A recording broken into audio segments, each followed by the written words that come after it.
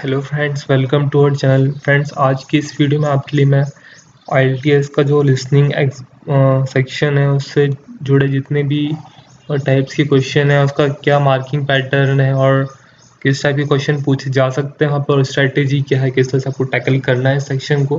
तो एक एक पॉइंट मैं आपके लिए सब कवर करने की कोशिश करूँगा इस वीडियो में, ताकि आपको कोई भी प्रॉब्लम ना हो लिसनिंग सेक्शन में और आप इससे जुड़े सारे क्वेश्चंस इसलिए सॉल्व कर सकें। तो सारी इन्फॉर्मेशन मैं आपको देने की कोशिश करूँगा इस वीडियो में। तो फ्रेंड्स, शुरू करते हैं अपनी वीडियो को। देखिए, सबसे पहले फ्रेंड्स मैं आपको बताना चाहूँगा इंट्रोडक्शन के बारे में। लिसनिंग टेस्ट का अगर देखा जाए तो एकेडमिक और जनरल ट्रेनिंग जो दो मॉड्यूल्स होते हैं दोनों के लिए सेम रहता है, ये दोनों का पैटर्न, और जो टाइमिंग है वो भी दोनों के लिए सेम ही है, 30 मिनट्स। जो पीबीटी वाले हैं उनको 10 मिनट्स एक्स्ट्रा मिलता था कि वो अपने जो ट्रांसफ़र है उन आंसर्स को अपनी शीट में कर सकें, और जो सीबीटी वाले हैं उनको 2 मिनट का एक्स्ट्रा टाइम मिलता है ताकि वो अपने आंसर्स को ट्रांसफ़र कर सकें। और क्वेश्चंस के बारे में देखा जाए तो 4 सेक्शंस होते हैं इसमें आपको 40 क्वेश्चंस पूछे जाएंगे। हर सेक्शन में लगभग 10 क्वेश्चंस होते हैं, कभी कभार उससे ज़्यादा भी हो जाते हैं और कम भी हो जाते हैं। तो ये जो सेक्शन है इसमें नेगेटिव मार्किंग कुछ नहीं होती, तो आपको कोई भी क्वेश्चन इसमें छोड़ना नहीं है। और देखिए, सीबीटी पेपर बेस्ड और कंप्यूटर बेस्ड दो टाइप से होता है ये, तो आपको जिसमें कंफर्टेबल लगे उसमें आप इसको चूज़ कर सकते हैं। वैसे जो सीबीटी है उसमें थोड़ा इजी रहता है और आपको थोड़ा कंफर्टेबल रहता है कि उसमें आप इजीली कंट्रोल पे कॉपी पेस्ट कर सकते हैं, तो आपको टाइम वेस्ट नहीं होता है आपका उसमें।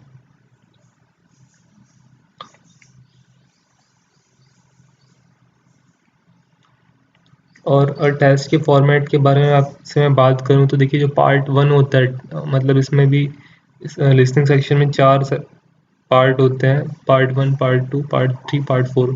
इसमें 10 से ज़्यादा क्वेश्चन पूछे जाते हैं, टोटल 40 क्वेश्चन होते हैं इन चारों पार्ट्स को मिला के। तो देखिए, जो पार्ट 1 है वो जो दो नेटिव स्पीकर्स हैं उनकी जो एवरीडे सिचुएशंस हैं उनके ऊपर बेस्ड रहता है। पार्ट 2 जो है एक सिंगल स्पीकर रहता है, वो कोई भी सिचुएशन को डिस्क्राइब करता है। और पार्ट 3 जो है टू या दो से ज़्यादा लोगों के बीच एजुकेशनल या एकेडमिक कुछ भी टॉपिक्स पे उनका डिस्कशन हो सकता है। और जो पार्ट 4 रहता है वो किसी एकेडमिक सब्जेक्ट पे कोई भी एक स्पीकर जो है वो डिस्क्राइब करता है उस टॉपिक को। और असेसमेंट के बारे में अगर आपसे मैं बात करूं कि ये टेस्ट क्यों लिया जाता है और इसका क्या बेनिफिट है, तो देखिए, सबसे पहले ये टेस्ट असेस करने के लिए लिया जाता है कि आप जो नेटिव स्पीकर्स हैं वो क्या बोलते हैं, आप उसको अंडरस्टैंड कर पाते हैं या नहीं, इंटरप्रेट कर पाते हैं उस इंफॉर्मेशन को या नहीं, और अपनी वे में आप जो चीज़ें हैं उनको रिप्रेजेंट कर सकते हैं या नहीं। तो डिफरेंट एक्सेंट्स जो हैं अलग अलग इंग्लिश के, उनको आप का जो बेसिक अंडरस्टैंड है उसको टेस्ट करने के लिए इसको लिया जाता है लिसनिंग टेस्ट को। और लिसनिंग टेस्ट को और आपको अच्छे से क्रैक करना है, एज करना है, तो आपके लिए मैं कुछ टिप्स लेकर आया, इसको फॉलो करेंगे तो शायद आपके जो मार्क्स हैं वो बढ़ सकते हैं और आपका जो कॉन्फिडेंस है वो एक अलग लेवल पे पहुंच सकता है। देखिए, सबसे पहले आप इंग्लिश मूवी जितनी भी अच्छी मूवीज़ हैं, सीरीज़ हैं, आप उसको इंग्लिश सबटाइटल्स में देखिए। आपको समझ में नहीं आ रहा है तो पहले आप उसको बिना सबटाइटल्स के देखिए, आपको नहीं समझ में आ रहा है तो सबटाइटल्स चालू करके देख सकते हैं।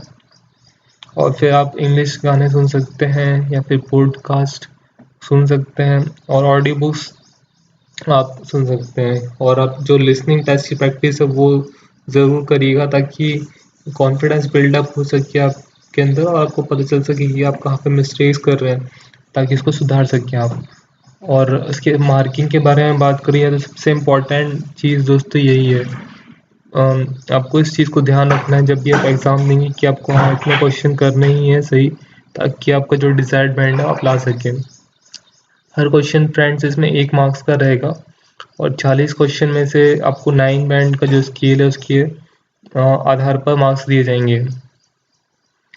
तो देखिए, जो फ्रेंड्स जो मार्किंग का सिस्टम है इसमें होते हो आपको हाफ बैंड दिया जाएगा या फिर होल दिया जाएगा पूरा। इसमें डेसिमल्स में मतलब कुछ इसका नहीं डील करते हैं लोग। और जो नेगेटिव मार्किंग है वो नहीं है इसमें, इस टेस्ट में। तो मार्किंग के बारे में देखा जाए तो आप 40 में से 40 लाते हैं तो आपको 9 मार्क्स 9 बैंड मिलेंगे, और 38 से 39 के बीच में आप सही करते हैं तो 8.5, 35 से 37, 8, 33 से 34, 7.5, 30 से 32, 7, 27 से 29, 6.5, 23 से 26 में आप अप्लाई करते हैं तो 6 बैंड आते हैं आपके, और 20 से 22 के बीच में 5.5, और 16 से 19 के बीच में 5।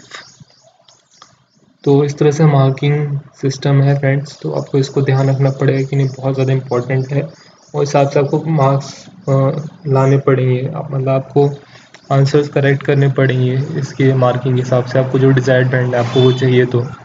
और स्ट्रेटजी के बारे में फ्रेंड्स के बारे में बात करूँ तो देखिए, जो रिकॉर्डिंग है आपको सिर्फ एक बार ही सुनाई जाएगी, तो आपको ध्यान से सुनना है उसको, और जो भी आपको इंस्ट्रक्शंस दिए जाएँ ऑडियो में आपको उसको ध्यान से सुन के इंटरप्रेट करना है। तो देखिए, आपको जो क्वेश्चंस हैं उसको जो आंसर शीट है उसमें ट्रांसफ़र करने के लिए आपको टाइम दिया जाएगा, तो आपको उसकी कोई टेंशन लेनी नहीं है। आपको देखिए, जो भी इंफॉर्मेशन चाहिए, जो आपको इंफॉर्मेशन निकालनी है, आपको आंसर्स चाहिए, उसको अपने पेपर में लिख सकते हैं, बाद में आप उसको ट्रांसफ़र कर सकते हैं।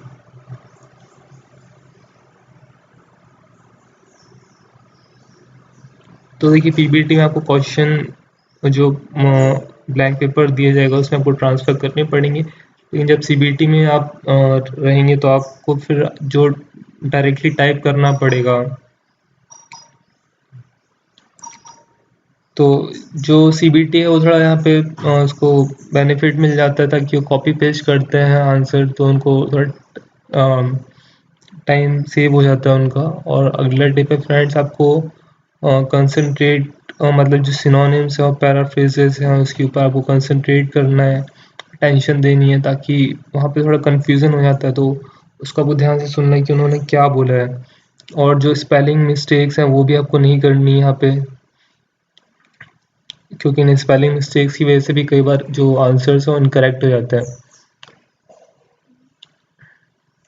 तो देखिए, सबसे पहले ये आपको है ना फ्रेंड्स, जब भी टेस्ट खत्म होगा, आपके 30 मिनट खत्म होंगे, तो आपको 10 मिनट यहाँ पे ट्रांसफ़र करने के लिए दिए जाएंगे आपके आंसर, और 2 मिनट का आपको सीबीटी में टाइम दिएगा आपके आंसर चेक करने के लिए। और आपको जो भी आंसर्स है फ्रेंड्स, आपको कैपिटल लेटर में लिखना है अपनी पेंसिल से पीपीटी देते टाइम, और आपके स्पेलिंग्स जो है आपके उसको अच्छे से ध्यान देना है, और जो भी पंक्चुएशन है जैसे कि हाइफन, सेमीकोलन, फुल स्टॉप, इन सबको भी आपको ध्यान देना है अच्छे से। और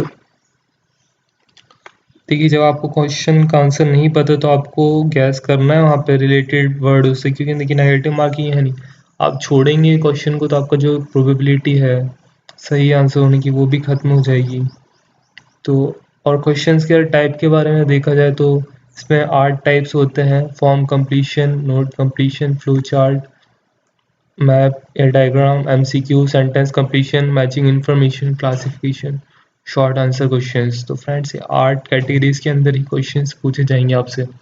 तो मैं अपने आगे आने वाली वीडियोस में आपको एक एक करके सारे जितने भी टाइप्स हैं सबके बारे में बताऊंगा, और आपको अच्छे से मैं समझाऊंगा कि किस टाइप के क्वेश्चंस पूछे जाने की चांसेस हैं। तो फ्रेंड्स, अभी के लिए इतना ही इस वीडियो में। उम्मीद है आपको वीडियो पसंद आई होगी और आपको थोड़ी इन्फॉर्मेशन मिली होगी इससे। तो फ्रेंड्स, मिलते हैं अपनी अगली वीडियो में।